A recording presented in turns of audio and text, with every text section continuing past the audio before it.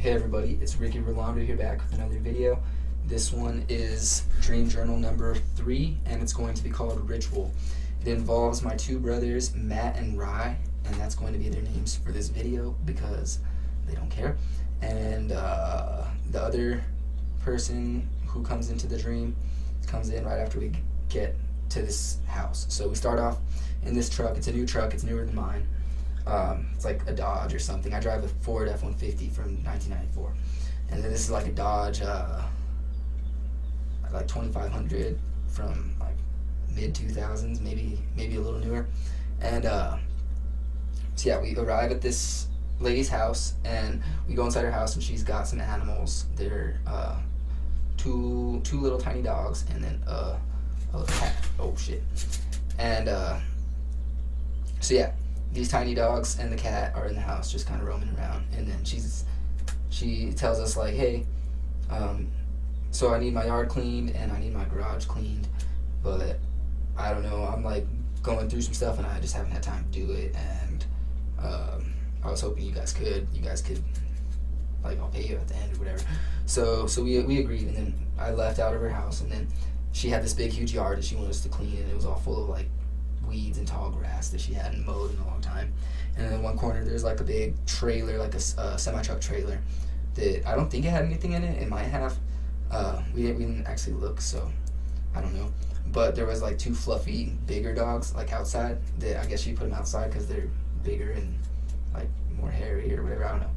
Anyways, they're outside just like chilling under the trailer, all cute and fluffy, because they're like, I don't know what kind of dogs, they were like really fluffy. Like, I don't know if you heard of Akitas. It kind of reminded me of one of those. I think that's the right name of the ones I'm thinking of. But anyways, so yeah, they're out there, and then she's got like a garden that's all overgrown and stuff in the back too. And I just go into the garage and I start cleaning out her garage. She's got all this fancy stuff in there. Not fancy stuff, but fancy for stuff she was throwing it away. Like she had like I don't know, like good sports equipment. Like there was like baseball bats and like balls, and I think there was like a signed baseball in there.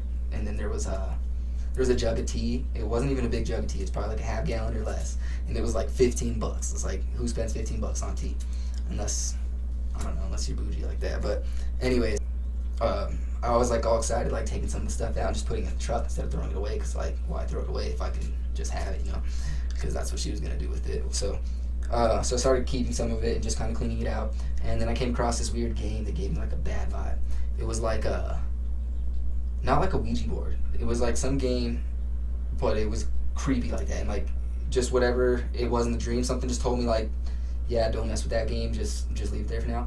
So I left it there, and I didn't pick it up or anything, because I don't mess with Ouija boards or anything like that. I don't really, like, I'll watch scary movies and stuff every now and then, but if it's giving me a bad vibe and I can like feel it, I feel like that's like telling me something, or that's like God telling me like don't mess with that. So I usually don't like that type of stuff, and I don't mess with Ouija boards or anything like that, because I realize it's real, and I've seen it, and like I've heard enough stories that I don't have to prove to myself that it's real.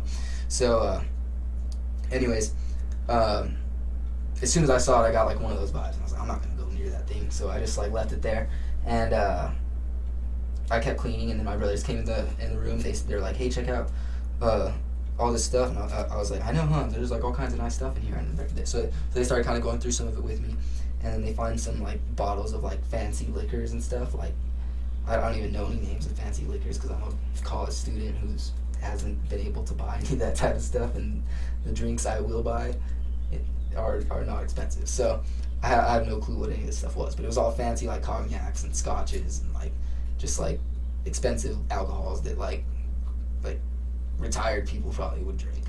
And anyways, so yeah, they find it and they're like, check it out, look at this stuff. And I was like, oh shit, that's cool, save me one, like I'm down to try some. So they put some in the truck and stuff, and then we found some other stuff, and then they found the game. And then when they found the game, they're like, what's this? And then I don't even know if they said that. They just like found it, and I think they just started like wanting to play it, because it was like a drinking game, and I didn't realize that at first, but apparently it was some type of drinking game, and we had just found those drinks, so they were like, oh, let's play like a round of it and just see what it is. And then I was like, I don't know, man, that thing reminds me of a Ouija board. I'm not gonna play that. So they were all like, oh, whatever, who cares? Like, we'll try it still. So they tried it, and then I think to them it didn't have any like weirdness. Like it was just a normal game to them.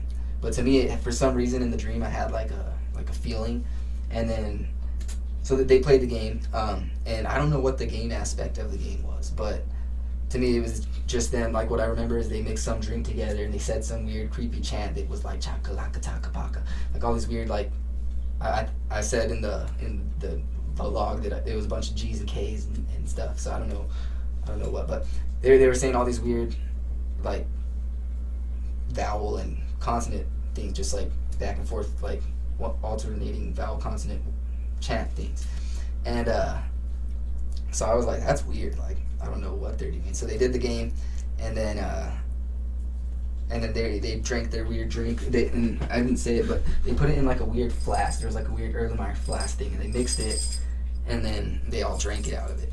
And then, anyways, so yeah, that happened, and then right after that happened, I like went back to cleaning, or no, they took a picture, and then I joined in the picture with them because I was like, I was here. I didn't join, but I was here, so I might as well like partake in the memory. So I took a picture with him, and I think that, I never mentioned him.